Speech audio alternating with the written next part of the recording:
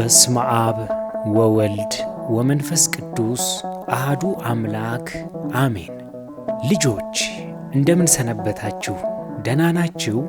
አሜን። ይህችን ጊዜ ለሰጠን ቸር መሐሪና ሩኅሩኅ አባታችንና አምላካችን ቅዱስና ሕያው እግዚአብሔር ምስጋና ይድረሰው።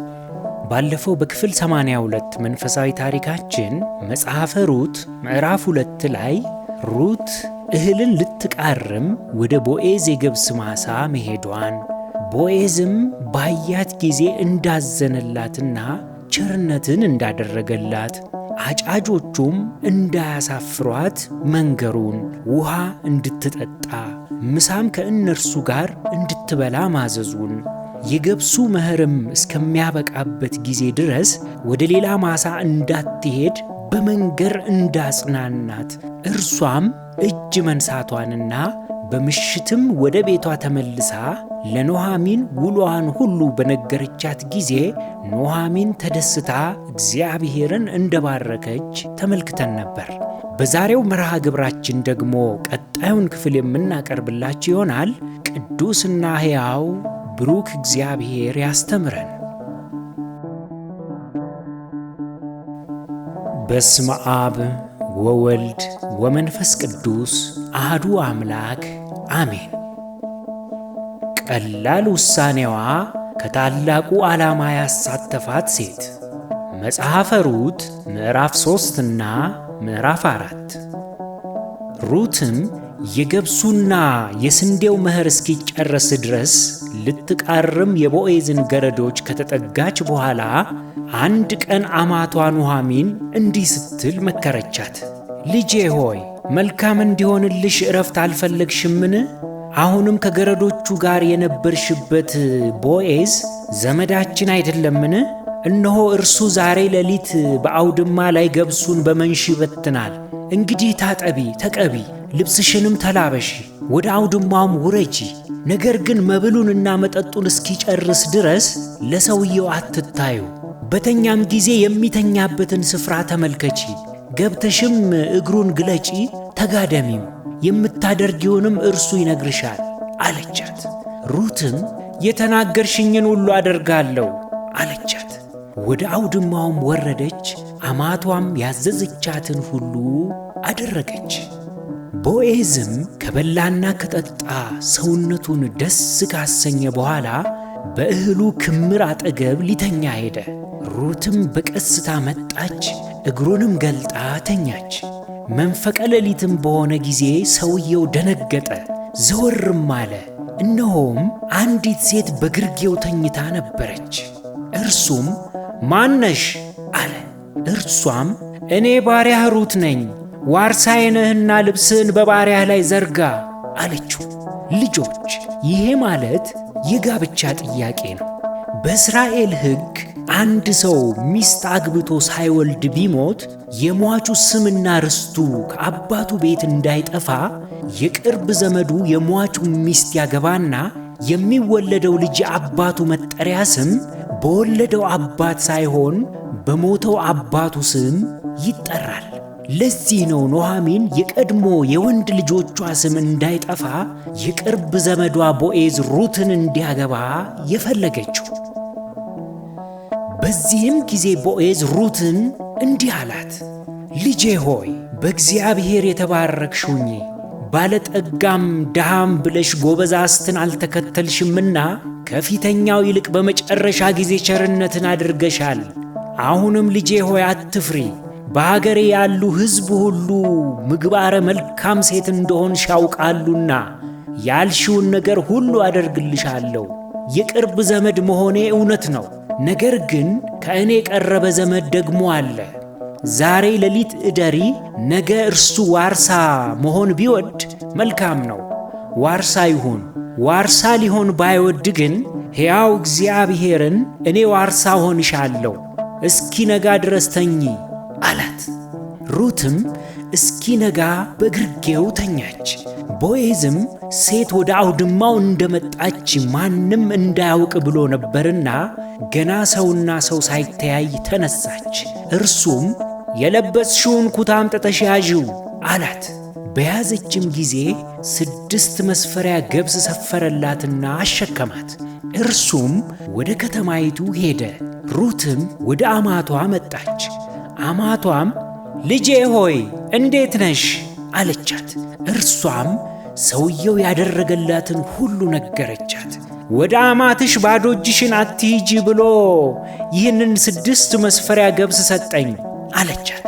እርሷም ልጄ ሆይ ሰውየው ይህንን ነገር እስኪጨርስ ድረስ አያርፍምና ፍጻሜው እስኪታወቅ ድረስ ዝም በይ አለቻት። ቦዔዝም ወደ ከተማይቱ በር አደባባይ ወጥቶ ከከተማይቱ ሽማግሌዎች 10 ሰዎችን መረጠ። የኑኃሚን የቅርብ ዘመድንም ጠርቶ ከሞዓብ ምድር የተመለሰችው ዘመዳችንን ኑኃሚንን ትቤዣታለህን ብሎ አስጠየቀው። ይህም ማለቱ ሩትን ታገባታለህን ሲለው ነው። የቅርብ ዘመድየውም ፈቃደኛ አለመሆኑን በሽማግሌዎች ፊት አረጋገጠለት። በዚህ ጊዜ ቦዔዝ ሽማግሌዎቹንና ሕዝቡን ሁሉ ለአቤሜሌክና ለኬሊዮን ለመሐሎንም የነበረውን ሁሉ ከኑኃሚን እጅ እንደገዛው እናንተ ዛሬ ምስክሮች ናችሁ። የመሐሎንን ሚስት ሞዓባዊቱን ሩትን ሚስት ትሆነኝ ዘንድ ወሰድኳት፣ እናንተም ዛሬ ምስክሮች ናችሁ አላቸው። ሽማግሌዎቹም እኛ ምስክሮች ነን፣ እግዚአብሔር ይህችን ወደ ቤትህ የምታገባውን ሴት የእስራኤል ቤት እንደሰሩ እንደ ሁለቱ እንደ ራሔልና እንደ ልያ ያድርጋት። አንተም በኤፍራታ ባለጠጋ ሁን፣ ስምህም በቤተልሔም ይጠራ። ቤትህም እግዚአብሔር ከዚች ቆንጆ ከሚሰጥህ ዘር ትዕማር ለይሁዳ እንደወለደችው እንደ ፋሬስ ቤት ይሁን አሉት። ከዚህም በኋላ ቦዔዝ ሩትን ወሰደ፣ ሚስትም ሆነችው። እግዚአብሔርም ጽንስን ሰጣት፣ ወንድ ልጅም ወለደች። ሴቶችም ኑኃሚንን ዛሬ ዋርሳ ያላሳጣሽ እግዚአብሔር ይባረክ፣ ስሙ በእስራኤል ይጠራ። ከ7 ወንዶች ልጆች ይልቅ ለአንቺ ከምትሻል ከምትወድሽ ምራት ተወልዶአልና ሰውነትሽን ያድሰዋል፣ በእርጅናሽም ይመግብሻል አሏት። ኑኃሚንም ሕፃኑን ወሰደችው፣ አቀፈችውም፣ ሞግዚትም ሆነችው። ሴቶችም ጎረቤቶቿ ለኑኃሚን ወንድ ልጅ ተወለደላት እያሉ ስም አወጡለት። ስሙም ኢዮቤድ ብለው ጠሩት። እርሱም የዳዊት አባት የእሴይ አባት ነው። ልጆች አስተዋላችሁ? የሩት ታሪክ እጅግ የሚደንቅ ታሪክ ነው። ሩት በቅን ልቧ የራሷን ጥቅም ትታ ኑኃሚንን ለመጦር ሕዝብሽ ሕዝቤ አምላክሽ አምላኬ ነው በማለት መረጠች፣ ወሰነች። ይህ ቅን ውሳኔዋ ወዴት እንደመራት ተመልከቱ። ፈጽሞ ካልጠበቀችው ክብርም ላይ አደረሳት። ከጌታችን መድህናችን ከኢየሱስ ክርስቶስ የዘር ግንድ ውስጥ ለመቆጠር አበቃት። ኢዮቤድ የእሴይ አባት ነው። እሴይ የዳዊት አባት ነው። ዳዊትም ከጌታችን ኢየሱስ ክርስቶስ የዘር ሐረግ የተቆጠረ ነበር። ሩት ባሏ የሞተባት መበለት ድሃ ሴት አሕዛብ ከተባሉት ከሞዓብ የመጣች ባዕድ ነበረች በሰውኛ እይታ ስንመለከታት። በእግዚአብሔር ዓይን ግን እምነቷ የጸና አማኝ፣ ታማኝ፣ ትሑትና ታዛዥ ታላቅም ሴት ነበረች። በዚህ ማንነቷ እግዚአብሔር ለሰው ልጆች የማዳን ዓላማው ተሳታፊ አደረጋት።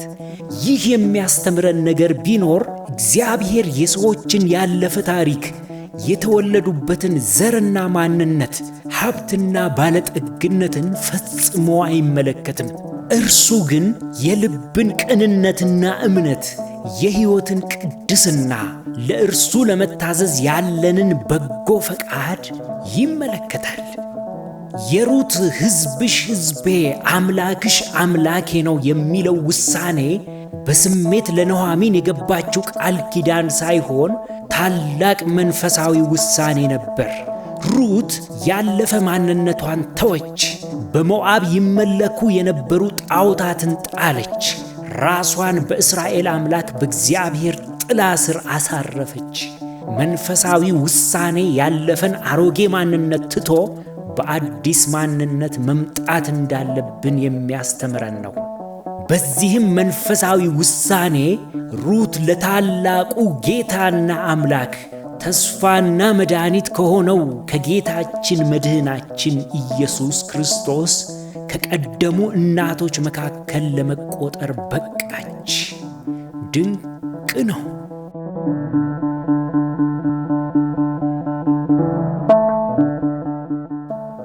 ልጆች ደስ የሚል ታሪክ ነው አይደል? አዎን። የሩት ትንሽ የመሰለች ቅን ውሳኔዋ እንዴት ላለ ክብር እንዳበቃት አስተዋላችሁ? እስኪ አሁን ደግሞ ከትምህርታችን መካከል የመወያያ ጥያቄዎችን እናቀርብላችሁ። ወላጆችም እባካችሁ ለልጆቹ ጥያቄዎቹን በማብራራት እርዷቸው። የመጀመሪያው ጥያቄ፣ ኑኃሚን ሩትን ምን ብላ መከረቻት? ቦዔዝ ሩት ከእግሩ በታች ተኝታ ባገኛት ጊዜ ምን አለ? ከሩትና ቦዔዝ የተወለደው ልጅ ማን ይባላል? ሩት እንዴት ከጌታችን ኢየሱስ ክርስቶስ የዘር ግንድ ተቆጠረች? ሩት ያገኘችው ታላቁ በረከት ምንድን ነው? ከዚህ ታሪክ ምን ተማራችሁ? ልጆች ከዚህ ታሪክ የምንማረው ትምህርት እግዚአብሔርን በመፍራት በቅንነት፣ በእምነት፣ በታማኝነት የሆነ መታዘዝ ፈጽሞ ወዳልጠበቅነው ታላቅ ክብር የሚመራ መንገድ መሆኑን ነው ከሩት ሕይወት የተማርነው። ሩት የውሳኔዋ ፍጻሜን ባታውቅም በቅንነት ግን ታዘዘች። ፈታኝ ቢሆንም በእምነትና በትሕትና ኑኃሚንን አገለገለች። ይህ ተግባሯም ታዲያ ለታላቁ ክብር አበቃት። እኛም ብንሆን እንደ ሩት ለሰዎች ሁሉ መልካምን በማሰብ እግዚአብሔርን በመፍራት መታዘዝ የሚገባን መሆኑን ከዚህ ታሪክ ተምረናል ማለት ነው። የዛሬው መርሃ ግብራችን ይህንን ይመስል ነበር። ያስተማረን የመከረን የአባቶቻችን የቅዱሳን አምላክ የእኛም አምላክ ቅዱስና ብሩክ ልዩ እግዚአብሔር ምስጋና ይድረሰው። የእግዚአብሔር ቸርነት፣ የእመቤታችን የቅድስት ድንግል ማርያም ማላጅነት፣ የጻድቃን የቅዱሳኑ ሁሉ ተራዳይነታቸው አይለየን። ወስብሐት ለእግዚአብሔር።